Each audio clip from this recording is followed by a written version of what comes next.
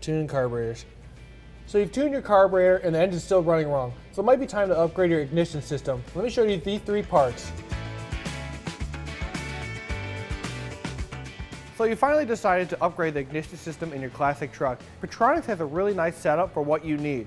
So I have 3 Pertronix parts out here that we're going to be fully upgrading our truck with. We have a coil, the distributor, and the wires. The coil is a flamethrower 2 that produces 40,000 volts that add extra voltage to the distributor to produce more spark for your engine.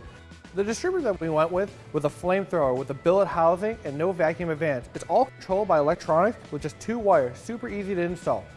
So now that you're producing all that voltage, you need some really good wires to send all that power down to the spark plugs to spark that engine.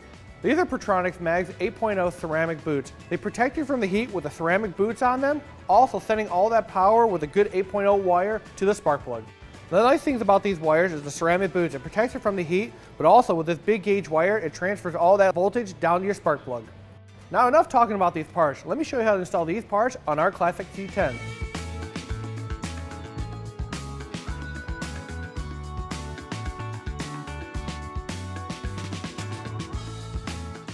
So before we start ripping the parts off this engine, we're going to get our engine to top dead center. What top dead center is when you take the number 1 cylinder, your first cylinder, and raise it to the top of the compression stroke. On a 350 Chevy, cylinder 1 is on the driver's side front. Loosen your spark plug, and then you can take it out.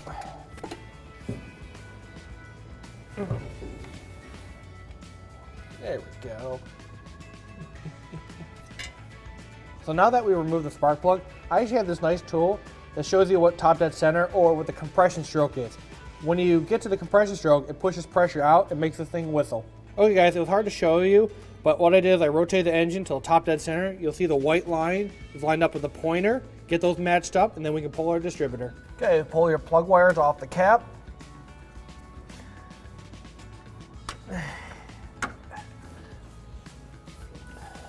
Get them out of the way. And then we can remove the wires off the cap and then remove the cap. Remove your power wire.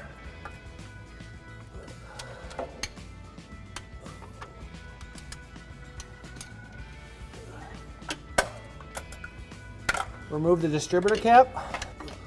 All right guys, so I want to show you a little bit of a difference that we have here. So this is the new Pertronix flamethrower distributor with no coil mounted on top. And then the old school was a coil was mounted on top, which is called HEI. It's all built into one. All you have to do is hook up 1 wire and then you're done. So we're going to this new style where we have to mount a coil onto the side of the engine bay.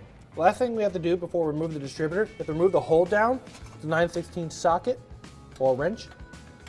All you have to do, pull your vacuum line and then pull the distributor up.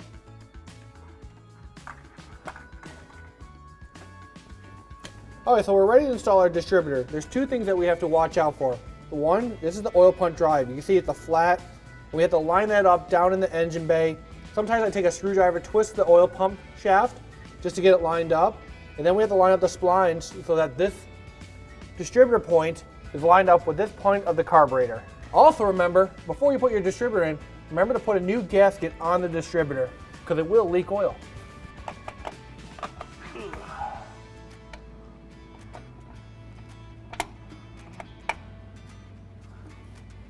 So right now what I'm trying to do is, like I said, I'm trying to line up the oil pump shaft with the splines on the cam gear.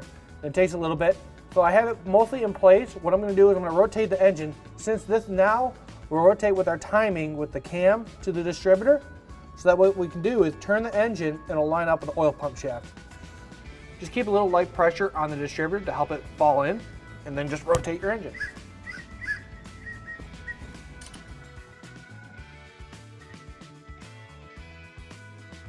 Now that the distributor is in place, I just rotate the whole engine, the full circle, just to make sure that that distributor is still on TDC, and which it is. So we're gonna get that hold down installed and then our distributor cap, then work on the coil. I'm just tightening this cap back down because I had to take it off to make clearance to get the distributor into place. Put your distributor cap on. It can only go one way. There's a little key notch. Just line it up and you'll feel it. There we go. Push these down, lock them in. Now that the distributor's in, now we have to put our wires in. Now this end is already done with the ceramic, so it keeps the heat away. So we plug that part in. And the other part we actually have to make. So what we're gonna do is nicely run it the way we want. This is cylinder 1 right here. What you're gonna do is you're gonna find your routing that you like, keep it off the headers. You're gonna cut it, and then we're gonna make our fitting to fit the distributor, plug it in, and then move on to the next one. Now that I got where I want it to be, I'm just gonna cut it. Any side cutters will work. And then snip. Then I'll show you how to make a nice clean connection. All right, so we're back on the table. I'm gonna show you how to install these wires. As you can see also with Pertronix, they give you a lot of options. They give you all these long wires to short wires to make it exactly what you want. Also with connections, they give you male and female connections. And what that is just different style ends of caps. So right now, like this old style, this is a male cap. So you use these style ends and you click it on and they lock right in. With the female, you'll just see with a stud, you just slide it right in and you're good to go. With our new cap, we're using the female ends. So we have our cut wire. What we're gonna do is start off with get the new boot on.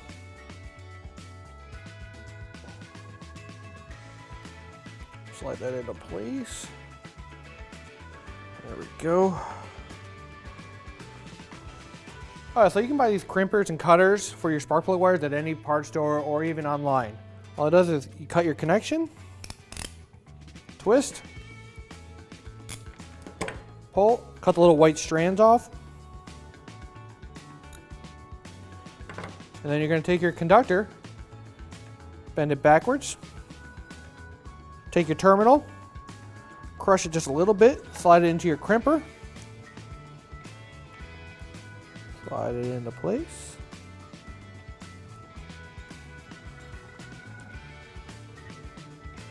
Get it lined up and then crimp your connection.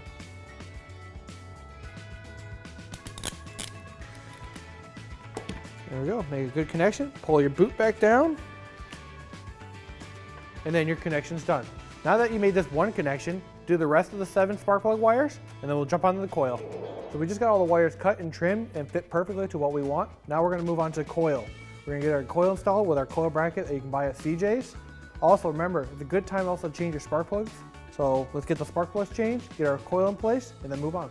So we have this universal coil bracket. You can mount this on the firewall, the intake, the head, but I'm gonna go right here just to keep it out of the way on the stud of the brake booster. Get that on there.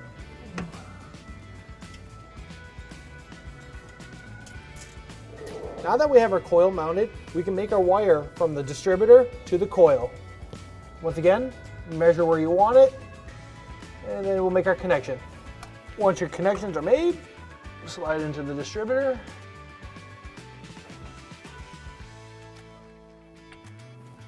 And then slide into the coil.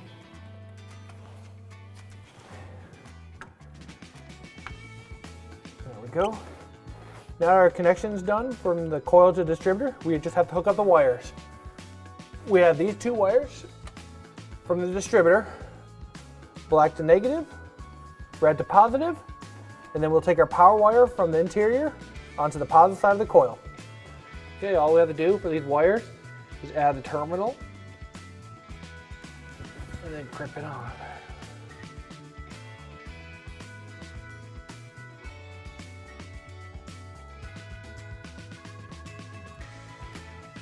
This is one of the things I really like about Pertronix. They made it very simple and easy to install. All you have to do really is just 2 wires, actually pretty much 3 wires. 2 wires to the coil and then 1 positive wire, and then you're done.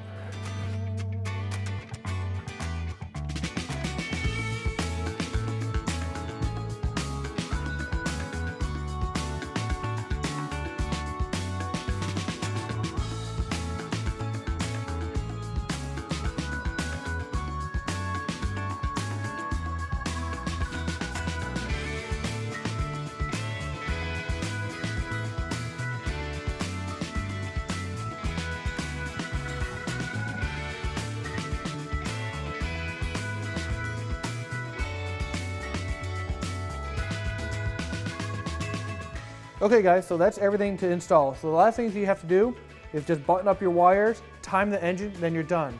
But overall, I was super happy how this Pertronix went together. The coil went in, the distributor fell right into place. It was super easy to install the wires, make the connections, and you only had 2 wires on the distributor to hook up to the coil, and then you're done.